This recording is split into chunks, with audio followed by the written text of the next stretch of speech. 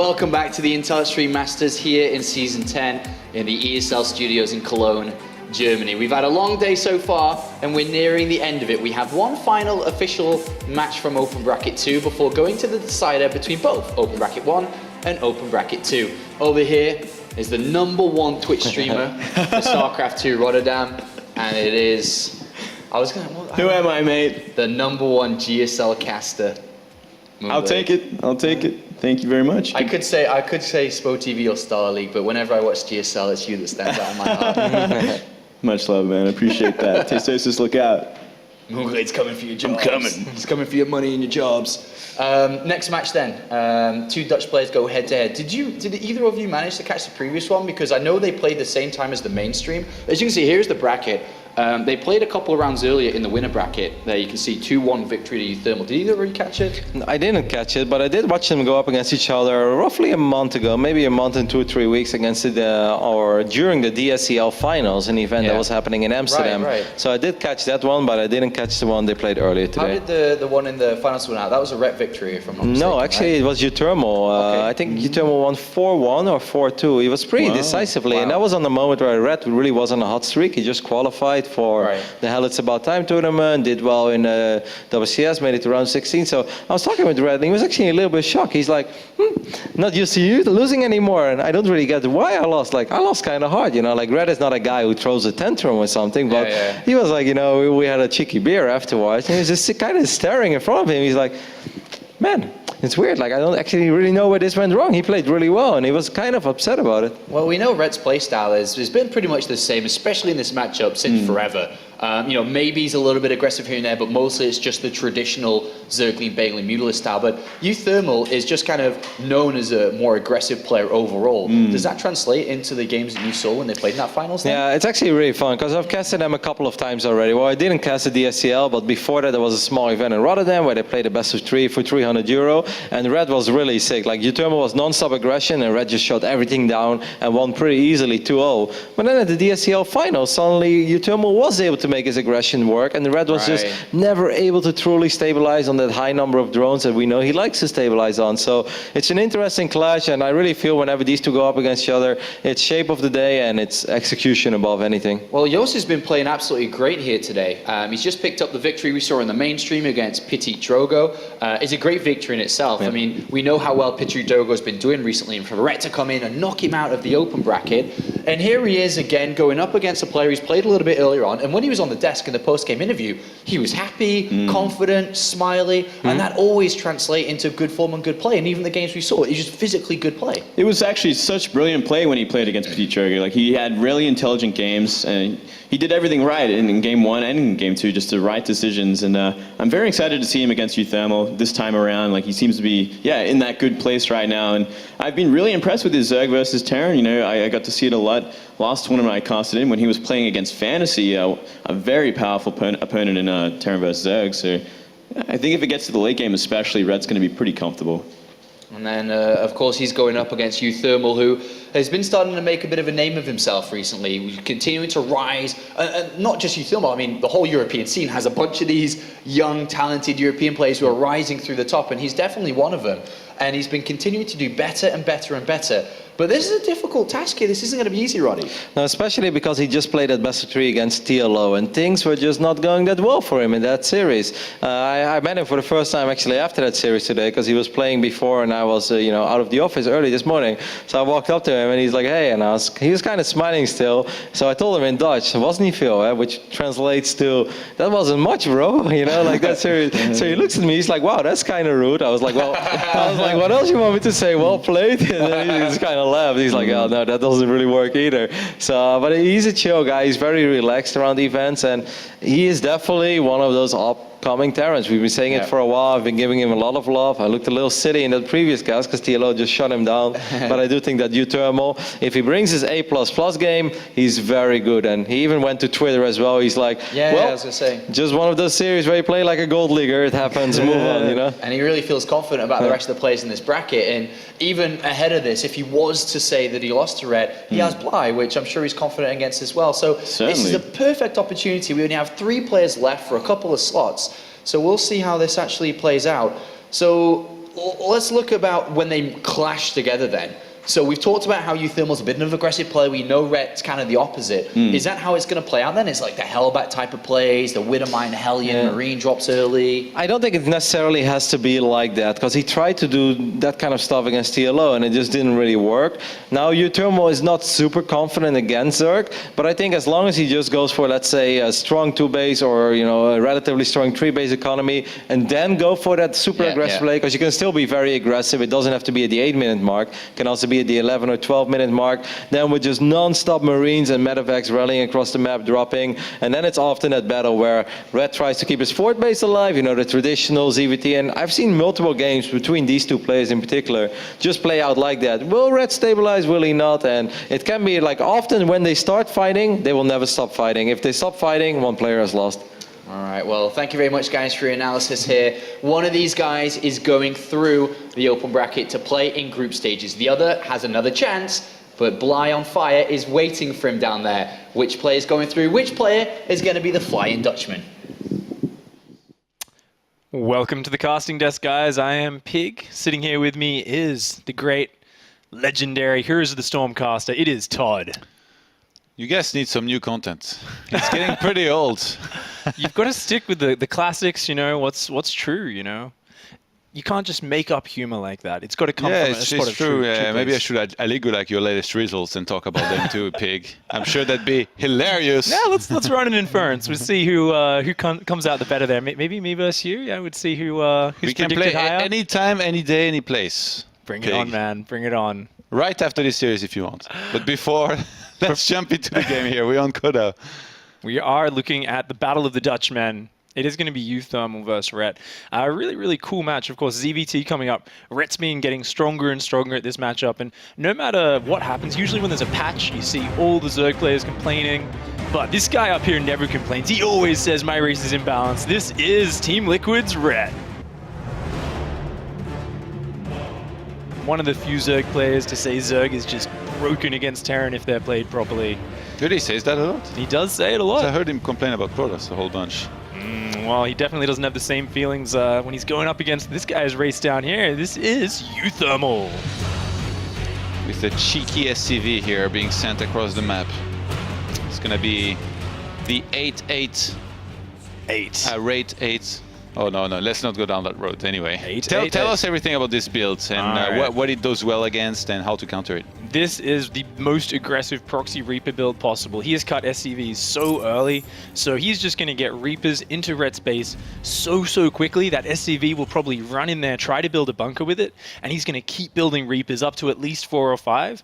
What he's going to be aiming to do is kill a lot of drones. He really wants to get in there and get out of control with those Reapers. If he can pick off 3 or 4 drones very quickly, he'll start to get enough damage done that he can transition behind that. But sometimes, if the Zerg isn't really on top of their micro, he can just spiral out of control and the Zerg can just straight up die. Do you do this because you hope that the Zerg's gonna go hatch first and it does best against this, right? Absolutely. What's a good amount of drone skills? I'd say as the Reaper player, you want a minimum of 4 drones killed. And if you can get like 6, then you're just so happy. There's a big smile on your face. Now, looking at this, Rhett's actually going for a 16 spawning pool, so it's not the fastest. And oh wow, second barracks on the production tab. This is all in. This is where you keep building up Reapers, and you don't necessarily need to do the critical damage straight away because you're going to start building 2 Reapers at a time, and when you hit 5 or 6 Reapers, you can kill a queen really easily. So build otherwise, I'm guessing Rhett is in quite a bit of trouble there, and that second barracks also means that there's not going to be an orbital there for uThermal. He's going to be completely all in. Oh yeah, there's no SCV production behind this. There's like no mules dropping forever. He's about to realize, the Overlords, when he sees that there's nothing. Yep, he should recognize... What's the best way to react? Do you need a spine? There's 2 different ways. The natural or One not? is you stay on gas. You never cancel the natural usually. You want that for later on because he doesn't know it's 2 barracks yet. He won't realize that for a little bit. Looks like he is going to opt for the spine crawler as well as continuing to mine gas for the moment. The Reaper already picking up 1 kill. Now these drones need to pull back into that mineral line, and it's all about how good Rhett's micro is at pulling back at the weakened drones and how well uThermal can target them. I think he should have realized though that it's not that it's a second barracks, because if there is isn't a second barracks, then there's going to be an orbital, which he checked. He saw it's like still a regular CC across the map. Oh, in the heat of the moment, though, he may be a little bit slow to pick up on that. He's got that spine crawler down. Some more Zerglings are coming out. 2 Queens are coming, but he has already lost a couple of drones here. And look at this, 3 Reapers. Now they can kill drones so quickly. They can kill the Zerglings so quickly. That damage is starting to get out of control. Yeah, and there's still another Queen on the way, but it's going to be an unnatural. Going to take forever to get into the mains. Oh no, Brings the Reaper back, and that Queen is already so low. He can just go around that spine forever and kill everything. Oh, we've got a lot of Zerglings, you know, not really in production because we've got the spine, we've got the Zergling speed. So it's all about this spine, but that Zergling speed is so far away from kicking in. One of these Queens is already so low. Rhett has to be so careful here, and soon there's going to be 6 Reapers out, at which point he can isolate this Queen on the low ground and just really have free reign over this mineral line. You know what they say, Pig, when you play the game of drones, you win or you die. Oh. In this case, it looks like he might just die. Oh, this Queen's trying to run into the main. It's trying to do something, but on its own, a Queen cannot deal with this. Rhett trying to go for that Ling speed, but now he's building Zerglings, but he's already taken so much damage. He's lost so much mining time. The Spine Crawler can only cover half of that mineral line. So Rhett is actually got less mining than uThermal's 8 or 9 SCVs back home. These Reapers are getting out of control. How many Lings does he need to actually kill this with speed that he's going to have in a moment? We're about to have like 8 Reapers out, so he's going to need at least 20 Zerglings, and even then they'd need a full surround to actually take them down. So he's really got to build up this Zergling number, and yet another Queen goes down, and Rhett just can't afford the resources to get this out. Yeah, Rhett right now he's on 12 Zerglings, 14 now. Speed's about to finish. And Mr. Mark Schlappe is going to get into his middle line here and kill more Lings. I think he knows that Speed's about to finish, so he wants to reduce that number as much as possible. Speed finally finishes. He's trying to get a surround. uThermal is going to get out of there. And all of a sudden, it's 7 Reapers to 16 Zerglings. And this has been held, but back at home, uThermal has a complete wall-off. Oh, so 8 drones to 15 SCVs. Is this completely over, or? That's a huge lead for uThermal, but if Rhett can somehow surround all these Reapers and overpower them, maybe he still has a chance here, but it's a tiny, tiny chance. I mean, looking at this, as a Zerg player, what do? Just keep building Zerglings, hope for that surround? Do you try and rebuild your drones one at a time? The options are very, very poor for Rhett. Look at this, the Spine's even getting caught out of position. These Reapers can actually kill that very quickly. He's going to try to get in there and get a surround here if he can. Rhett. uThermal always ready with the kiting there. He's going to kind of hug the wall, actually. There's just not enough Zerglings. Sure, 1 Reaper goes down, but look at this. All the Zerglings are already almost gone. And now these Reapers can jump in the main base. There's no anchor. There's no Spine Crawlers or Queens. These Reapers are going to have free reign here.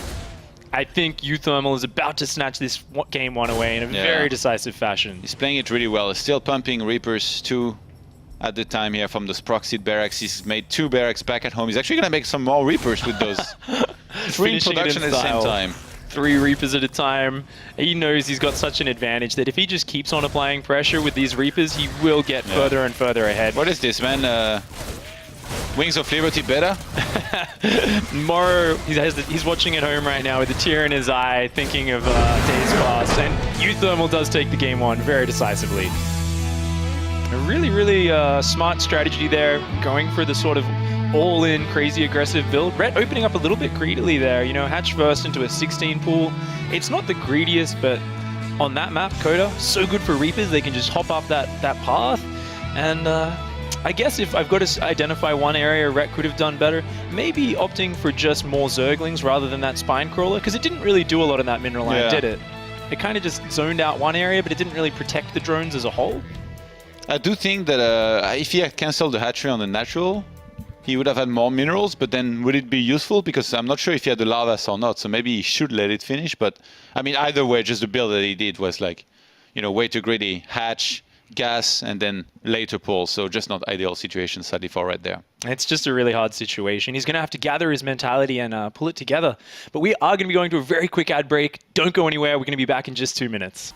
Welcome back, guys. We are here at the Intel Extreme Masters Gamescom.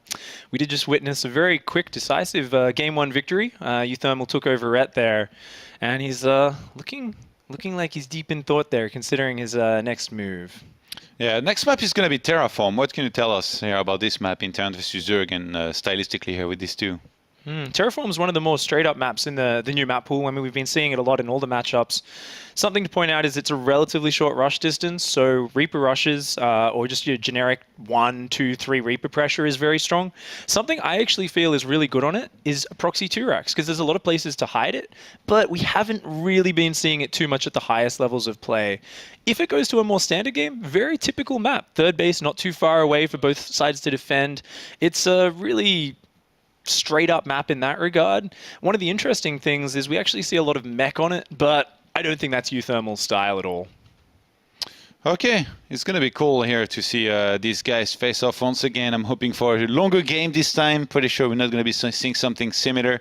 And I quite like the choice of uThermal actually in the first map to go for this, because it really felt like they have a lot of history together. Obviously, you know, they played quite a few times and actually like pretty even in series and maps traded.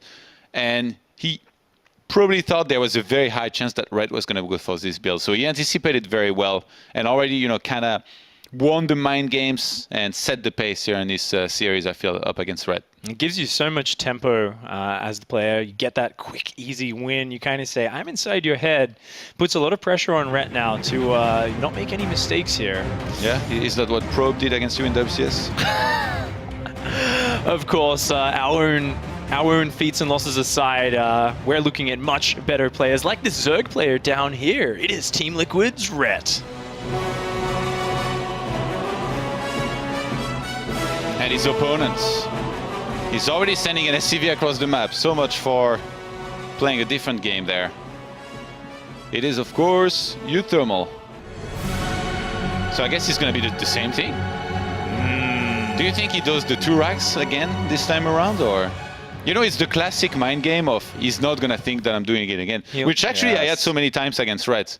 There was a time, like, I always opened Nexus 15, so he Ling rushed me. And then every other game, like 3 games in a row after that, I was like, he's not going to think that I'm going to do it again. So I did Nexus 15 again, and he Ling rushed every single time. And I feel like he's pulling the same mind game. So Rhett, being kind of familiar with it, actually it looks like he might be able to scout for it early enough. Really clever to scout for that. There's a ledge on this map, just like on Coda. So this is really the location where you would do it on this map. So this second Overlord by Rhett is going to spot it at a nice early time.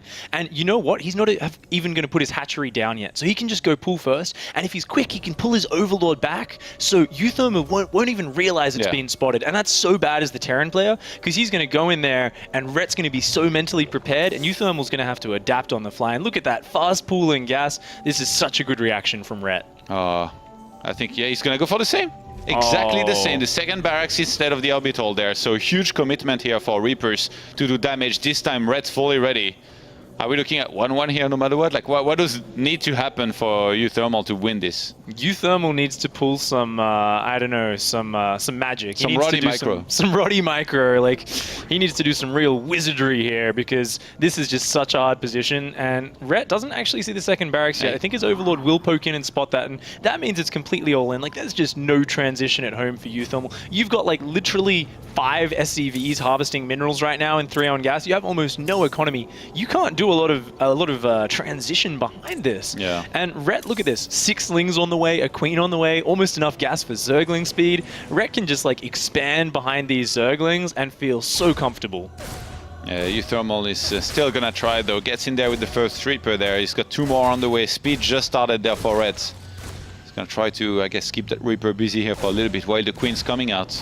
There's still a long time until Zergling speed finishes, so uThermal can hope to maybe just get this to spiral out of control. If he can start picking off the Zerglings, damaging the Queens before they get a critical mass, before Zergling speed kicks in, he does have some chance here, but if Rhett's just very solid with his micro, he should be able to hang on and build up to that. The first inject is going to be huge though. He's going to be able to get so many links out, already having a whole bunch of minerals. The SCV in the main dies as well as the bunkers.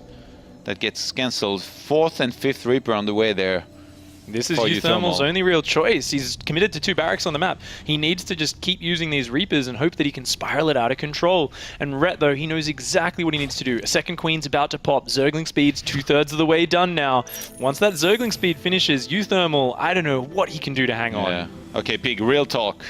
uThermal has 7 mineral SCVs mining. 5 minutes in. This is the definition of an uneconomic build, I think. It's not your macro defensive build. There's not a lot of transition here. If there was ever a debate about whether a build's an all-in or not, this would not be a part of that debate. If it was, it would only be as the perfect example of it. We're going to see Zergling speed kick in here. Rhett knows exactly what he's doing, taking no chances. uThermal's got those Reapers out there, but here comes the moment of reckoning. The Zergling speed is kicked in. He's going to surround these Reapers. The Reapers are running. Can they make it to the ledge in time? Hey, if they can, there's going to be 2 Queens receiving them here. The link's going to go around. GG gets called, and Rhett will equalize the score here with the perfect scouts and another sip of water. You got to stay hydrated, man. Oh yeah, you gotta drink that water. Don't want to be drinking too many sugary soft drinks, energy drinks, or you start to crash later on in the day. Rhett's a veteran these days. He knows how to take care of himself. He's just looking around a little bit there. He's thinking, is this part of a ceremony? No, he's just gonna take a break. Of course, uThermal, he went for that build. I actually admire it when a player takes a risk like that and they say, you know what, you'll never think I'll do this again. And I think this could just get the win. What about in the third map? The third map? Once again, the same build. I think that's the point where you reach insanity as a player and you actually become everyone's worst nightmare to play against because they can't take any risks against you. It's like when you're playing against the drunk guy in a game of poker and, you know, he just keeps raising no matter what and there's no way to read his face. His eyes are glazed over. I think uThermal's not going to risk it on something like that. I think he's going to play one of his more generic builds. But we are starting to see a sort of story between these two guys, right? uThermal, very aggressive, wants to get in there. He wants to rip Rhett apart. He feels like Rhett's the more greedy guy, and Rhett's like, I'm going to play my game of drones, I'm going to scout, I'm going to defend. So I think the next game is going to be all about, can Rhett figure out what uThermal's doing, and can uThermal find that very sweet spot with the timing attack to get in there and disrupt Rhett? Okay, so that sounds pretty good. I like it when I cast non-Protoss matchup with you because you've got it covered, man. I just ask like a random question, then you go on like a 5-minute analysis of like the situation and stuff. Over-analysis, some would say, but I do love my ZVT. Such an interesting matchup. You know, people say it's the one with the least range of build orders, but there's so many slight adjustments. When you get a very tight meta around a matchup, it starts to become about these very fine sort of decisions that go on, and we are going to be going into Bridgehead, and this is a really cool map. It's not completely figured out yet. It's very, very new. If I had to guess, I'd say Rhett might actually show us some 2-base muter on this map. uThermal, before we saw him elevate some Hellions. Do you think he'd try that build again? Oh, yeah, definitely. Like, if he thinks there is a good chance. The thing is, like I said, these two know each other so well, and I feel they kind of know each other's repertoire of, like, build orders, that if you play one of them and it becomes obvious early on, the opponent's going to be able to adjust so well that he's just going to be able to shut down whatever you're throwing at him. So they just kind of, I feel like both of them, they need to either like try and play it standard and just play like solid and outplay the opponent, or they really need to surprise the opponent with like something new that they don't usually play with themselves. Lots of mind games already kind of coming out in the series. Is uThermal going to keep doing it? Will he swap back into that macro play? Sometimes the strongest thing after doing some really aggressive kind of cheesy plays, throw out the hyper defensive kind of economic play, be a little bit greedy. Yeah. Maybe Rhett's like obsessively like getting his Baneling Nest really early, building spine crawlers, this sort of thing, being really over-prepared. That could actually play into uThermal's hands quite well, because he's a very good macro player. Yeah, but Rhett is really smart at mind games there. I think if uThermal was to play really greedy in this game, I think Rhett would pick up very quickly on it, and it'd play right into his hand, because he loves droning up a lot. So that makes it very difficult, to be honest, like to, you know, be able to do well against somebody like Rhett. Like, he's just so experienced. You know, he's been around forever, was one of the top 4 winners in Brood War. So he knows, he really understands how to go into a best of 3, a best of 5, go from map to map, and really, I guess, kind of anticipate what he thinks you're going to do. And a lot of the time he's right. It kind of puts pressure on uThermal as well, of course. Have you ever, in the old days, do you have many matches against players like Slivko and Rhett, these kind of mass drone players? Did you ever feel like you were very pressured in those matchups? Yeah. I played Rhett once in the round of 16 of a DreamHack, and I remember feeling like I had to do something like a 7 gates to basically not let him drone too much. And he still managed to drone up like quite well, and then made enough roaches and hold. So he's always been like, you know, very good at injects. Over the years, though, he's against very refined all-ins before from Protoss. He kind of died. But then he worked very, very hard, and nowadays I feel like he's so much stronger in general. You know, like his style was always like a long-term thing, where when he learned to defend against most stuff, and I do think that everybody over time gets better against all lanes because he just faced them so many times. Yeah, he was always meant like to be like really, really good, I think, with the style he tried to play. It was definitely a long-term investment. Sometimes you go for those easy wins as a player, you pick up a very aggressive style, but because Rhett's always been so defensive, it's always about those little adjustments, making his play very flexible and being able to adjust to those different times. And looks like, actually, we were wrong about the map. It is going to be Iron Fortress in Game 3. We are about to hop into that. A very interesting map, very good for aggression on both sides. Those third bases very spread apart. Okay, so your prediction still remains the same, 2 base mutas? 2 base muta for sure. I think uThermal, going to try and be aggressive. Maybe a Hellbat timing in there. Maybe. You keep predicting 2 base mutas, man. First 2 maps was 2 Rax Reapers. It's not quite the same, man. Hey, Rhett was probably planning to do it. Rhett looking very focused there. We are going to be introducing, down here in the bottom left-hand side, the blue Zerg player. It is Liquid's Rhett.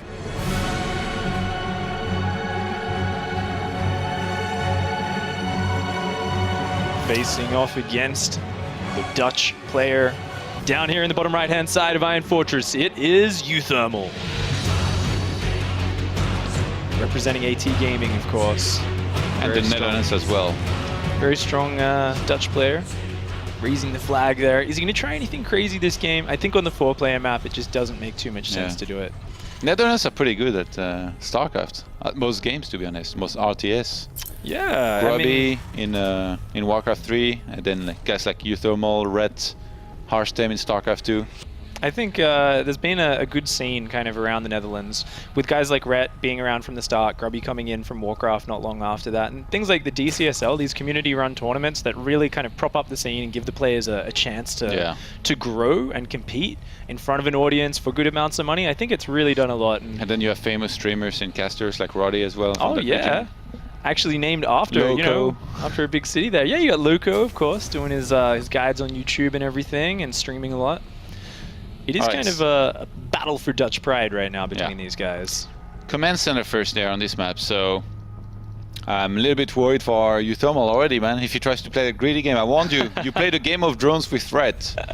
You're gonna die almost every single time unless you try to kill him. And if you play passive, a lot of the time he's gonna be really happy to drone up and then play really well. Roddy even mentioned it, like there was this one time when they played and like whatever was being thrown at him, Wright was defending everything perfectly. He was shutting down every single attack. I really feel like if you let him drone to, you know, an ideal count early on, say like, you know, 70 plus, he's gonna be able to get enough, and he's gonna have the, I guess, the split and multitask to defend most of the attacks that are gonna be thrown at him.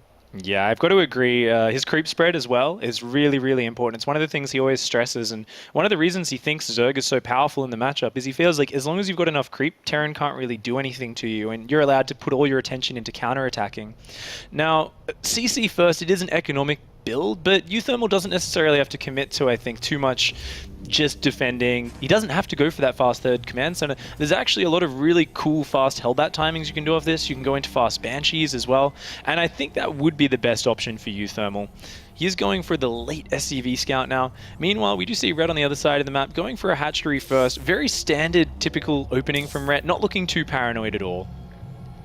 Okay, what do you think, if you're uThermal, what do you think would be the best way to play against somebody like Red that loves to drone up? Like, I guess a good mix of aggression to force some units out of him, and then behind it some solid macro?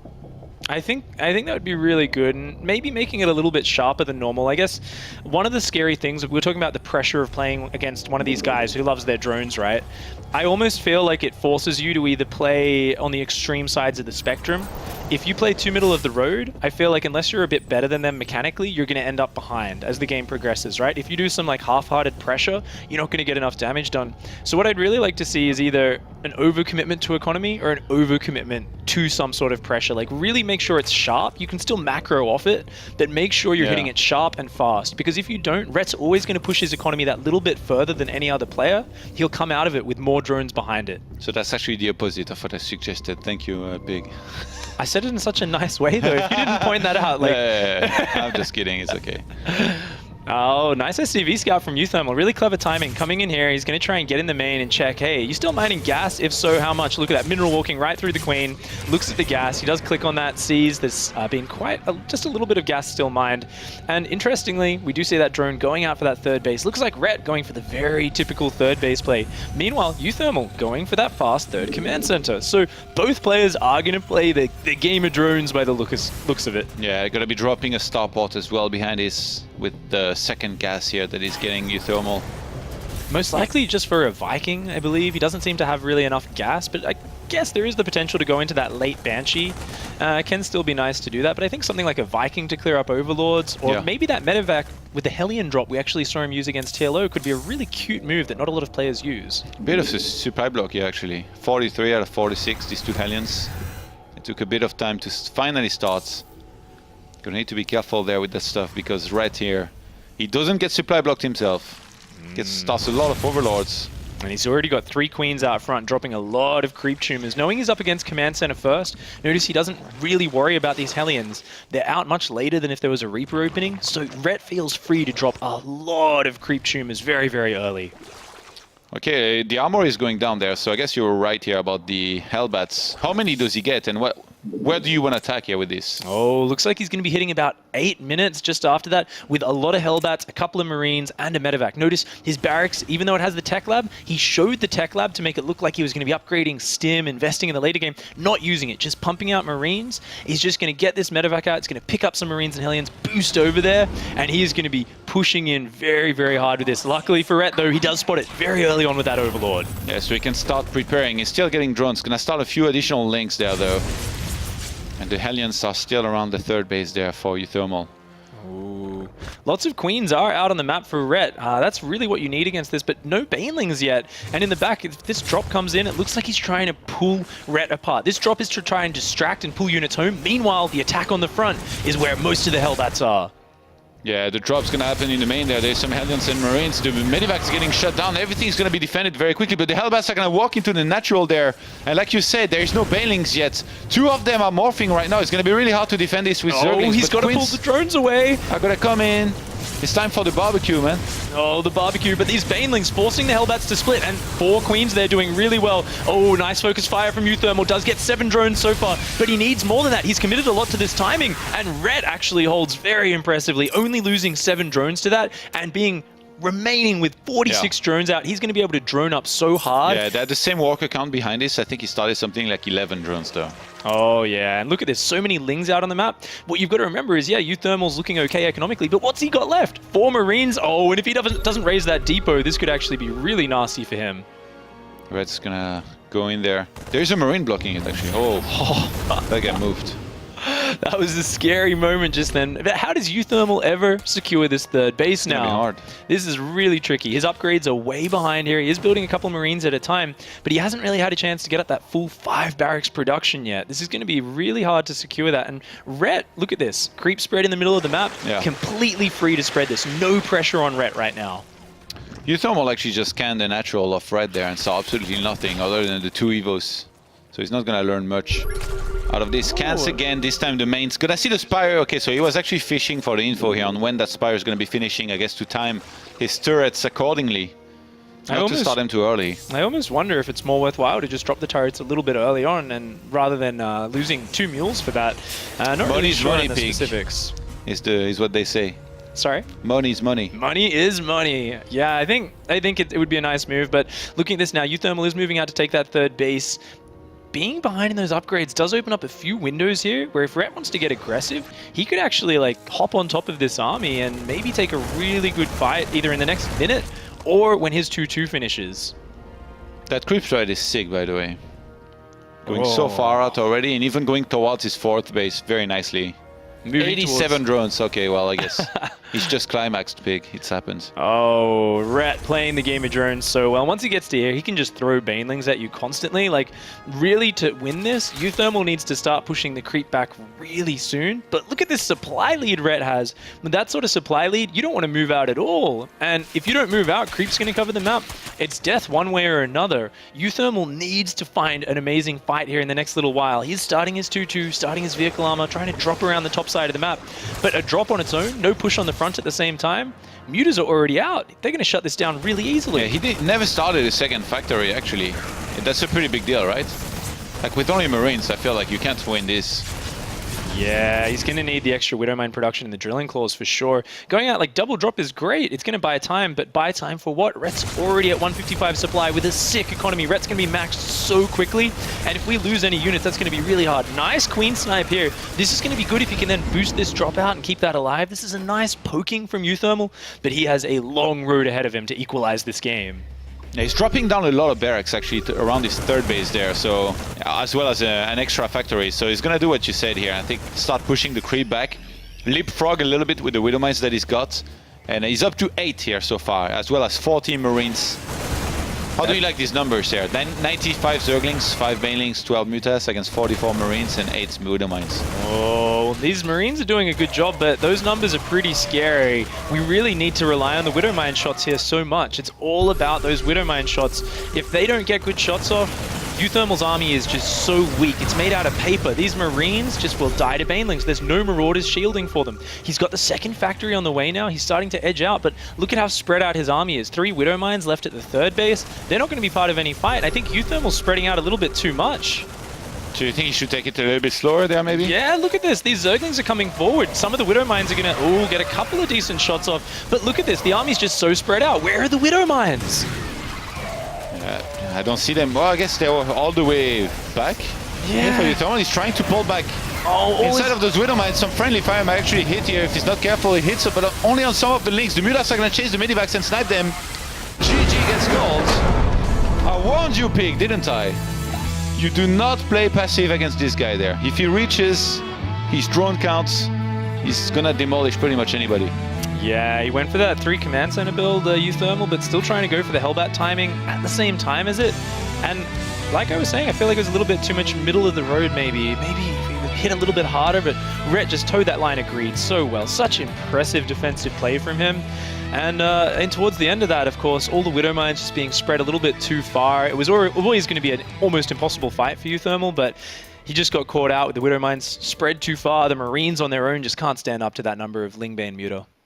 Yeah, that was pretty rough actually. Like as he started going for the push, he had been thinking about the whole time. He just got like attacked, and within 30 seconds, he was out of the game. Yeah, well, it's that position, that Zerg dream. Of course, we want to go and talk to the Zerg master, Liquid Red himself. Sean, take it away. Thank you very much, gentlemen. I'm here with Liquid Red, who joins TLO through in the second open bracket. Congratulations, you've gone through to group stages here. A successful open bracket run. Bit of a sigh of relief and an absolutely blinding finish to the night too. Yeah, I went out in style there. I mean, he stepped on my creep, and I was just like, no, you're not going to do that. And I just rolled over him. So it was a really nice finish. What do you think that comes down to? Is it just a lot of practice that you've been doing recently? Because it just looked like a lot of the fundamentals of just playing Zerg were just on point today. Yeah, I think my basics are pretty high level right now compared to the past that I've been. But also in the other games I've lost to him, I always took damage early on. And this game I kind of didn't take a lot of damage. So my drone count was healthy. I was at 85 where I like to be, and the creep was good. So everything went my way this game. What do you think about his approach to the series against you with the double barracks 2 times in a row? Yeah, a little cheeky to do it twice in a row. It would have been very embarrassing if I would have lost to it twice. But he actually did it in the series before as well, on the exact same spot on the same map. So I just sent my overload there, and I got a bit lucky that he went for that. If you're in his shoes, would you have done the same? No, I think I would have alternated between 8 Rex Reaper and 2 Rex. That would have been like the ultimate mind game. Do you think he was always going to be that sort of aggressive in the first 2 games? Like, does he kind of have to do that to you and kind of let you go to the late game? I think he might think that he needs to do that, but I don't think he needs to. He's a very strong player in just a normal macro game. So if he would play actually like a 3cc double eBay greedy build, I think he would still be very scary and strong as well. But anything else you want to add in there, Moonblade? Well, I was just so impressed in that third game, man. Like, your creep spread was phenomenal. I don't think I've ever seen it that good before. Did you really improve a lot going to that boot camp before you came here? Yeah, I've just been playing tons of games. We've all been motivating each other, and we've all been playing the whole day. We didn't really do all that much fun stuff, but I guess StarCraft is quite fun when you're getting better. So when you're that's winning. all we've been doing. Yeah. TLO said that this is something he'd definitely like to do in the future again with Team Liquid. He felt that you guys as a team have done it in Korea before, but a very different way, but this time was something much different, and everyone seems to be benefiting from it. Yeah, it would be really great if we could do it again. I really like the location. The team took great care of us, the ones that live right next to us from the main office. So everything was really good. Like there were no complaints. It was just as good as being at home and with StarCraft friends. So it was great. I kind of want to live there permanently, but that's not going to happen. But hopefully with Legacy or something later on, we can definitely go back and once again go into the hyperbolic time chamber. Yeah. Did TLA help you for these matches, by the way, like for Petit Drogo and as well as uThermal? Like, because he kind of had to deal with them before you, so it makes well, it... I played uThermal first today, so I told TLO what to expect. Ah, okay. And well, he told me what to expect from Drogo, but that's just going to be stalkers every time, so Yeah. it didn't help that much. Over the last 6 months or so, one final question before we get out of here. Team Liquid have been doing very well in WCS, in outside tournaments as well. Is there any kind of inside info through the Skype channels or just internal dialogues that you've had that you could maybe credit that towards? I mean, why are you guys starting to collectively do so well? Well, we all help each other out, but I think most of those guys on Team Liquid are just generally going to be the top players in Europe anyways. That's kind of why Team Liquid picked them up in the first place. So it makes sense that we do well, but yeah, we do share a lot of information, replays. We have several Skype groups, one for the team, one for even all the Zergs in Europe, which has about 20 to 25 Zergs in there, and we all complain about Protoss all day long. Yeah. But we do share replays and information as well. So I think in Europe there's a pretty healthy scene of people who all want to bond together and beat Koreans anytime they can. Yeah. So everyone's really helpful to each other. Well, you've joined a couple of Europeans here through 3 out of 4 Europeans going through to fight against the Koreans in the main tournament. And there's a lot of good players there. So it's going to be interesting to see where you get drawn, which you'll find out a little bit later on. But, I mean, everyone that we've kind of spoke to is like, Group C is kind of nice if I can get into Group C. But what are your thoughts? Is it like, I don't care, I'm actually okay with anything? Or is it, I do want to avoid the innovation and the Sioux? Well, on the one hand, of course, I would like the easier groups, but also it would be really fun to play innovation. You don't get the chance that often. So I wouldn't really mind. I'm just going to try to have a good time and play some good games, and we'll see where it ends. Yeah, well, here are all the groups for everyone at home. We have Group A, Sioux, Happy, and MMA. Obviously, a very difficult group that one of these guys are going to get drawn into. Group B, Innovation, Little Bow Fantasy, another very difficult group. C is technically the slightly easier group with State, Lambo, and 4GG. And Group D with Stardust, Nurture, and 2 of the open bracket players that have played today. Because, well, it's not over yet. We've got 4 players that have gone through, including Rhett over here. Congratulations on making it through to there. We do have one final match left. It is a game, a decider game, between Bly and uThermal for the 5th slot available due to Rain cancelling his participation in Group D. Who is it going to be? Who is going to group matches? 1 game left before that. Make sure to check out plays.tv for all the games that you've missed so far and all the games maybe you'll miss in the future too. We'll be right back.